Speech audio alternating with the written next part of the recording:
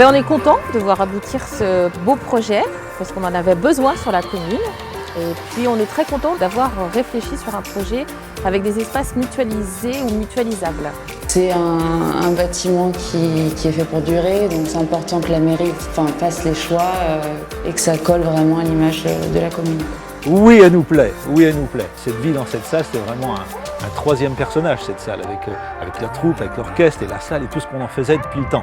On est satisfait quand le client est satisfait au final et qu'on s'aperçoit que les engagements qu'on avait pris au début ont été tenus et fonctionnent.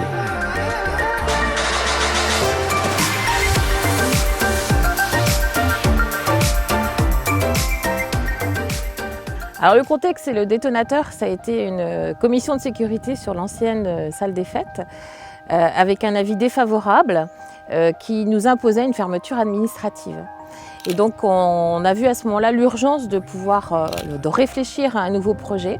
Et on avait effectivement 3 besoins, celui d'agrandir le périscolaire, un espace cantine parce qu'on n'avait pas eu de lieu communal cantine jusqu'alors et une rénovation de la salle des fêtes dite de Senon. On a amené donc une étude de projet en concertation avec la ville, avec les associations. On a dialogué avec eux pour que le projet colle bien avec l'image qu'ils voulaient avoir pour la commune.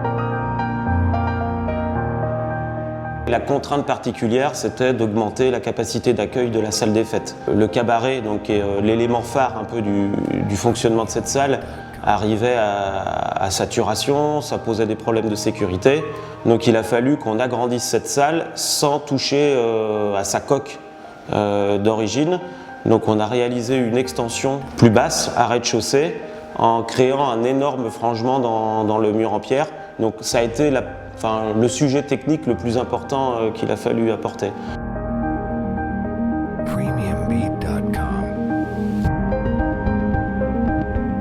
Ça lui a permis de gagner de la capacité d'accueil, on va dire un tiers de surface supplémentaire. Et puis surtout, ça lui a permis de récupérer de la lumière du jour qu'on n'avait pas à l'origine.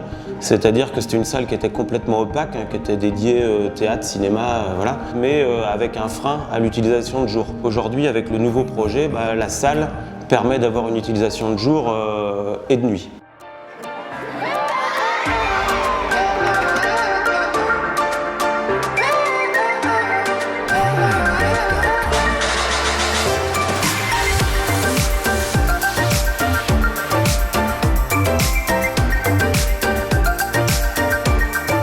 Sur ce site, on avait donc la salle des fêtes, l'ancien presbytère, qui lui avait pour fonction le périscolaire au rez-de-chaussée. Il n'était pas envisagé de modifier cette fonction-là, mais on arrivait là encore une fois avec une saturation de surface pour le périscolaire.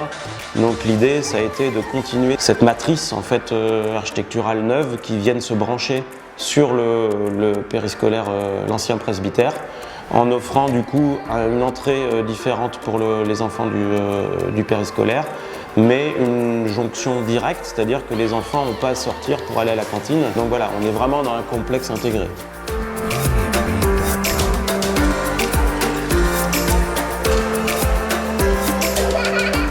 Le patio, à la base c'était vraiment un patio fermé, mais l'architecte des bâtiments de France ne voulait pas qu'on ceinture de trop le presbytère. Du coup aujourd'hui c'est un patio qui est un peu ouvert. On amène de la lumière dans les locaux par l'intérieur, mais on offre aux petits un espace extérieur protégé, voilà, facile à surveiller.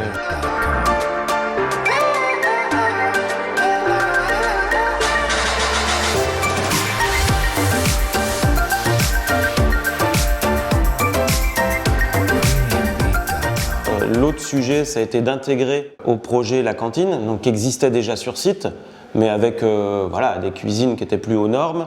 Donc le projet architectural, c'était de se dire on garde la salle des fêtes, l'élément haut, comme élément structurant majeur du projet, et puis ensuite on crée un bâtiment plus bas autour avec une facture plus contemporaine, des coloris qui ont été visés et avalisés par l'architecte des bâtiments de France, dans des tons plutôt beige, granit.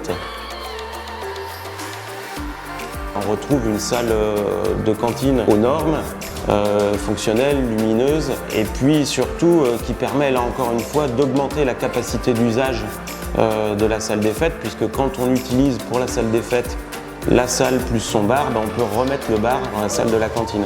Donc là, on fait des passerelles entre les éléments et là, on mutualise bien l'usage.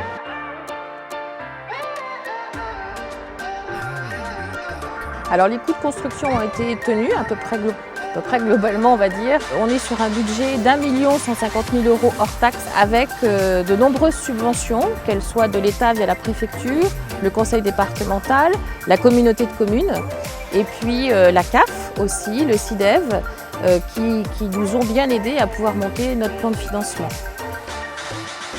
Je pense qu'aujourd'hui, on a un projet fonctionnel, intégré en termes d'architecture, avec un respect global des engagements de départ. Donc, une fois qu'on a ça et qu'on a travaillé avec une équipe sympathique et surtout dans l'échange, parce qu'on a beaucoup échangé avec la commune, nous, à notre niveau, on est très satisfaits.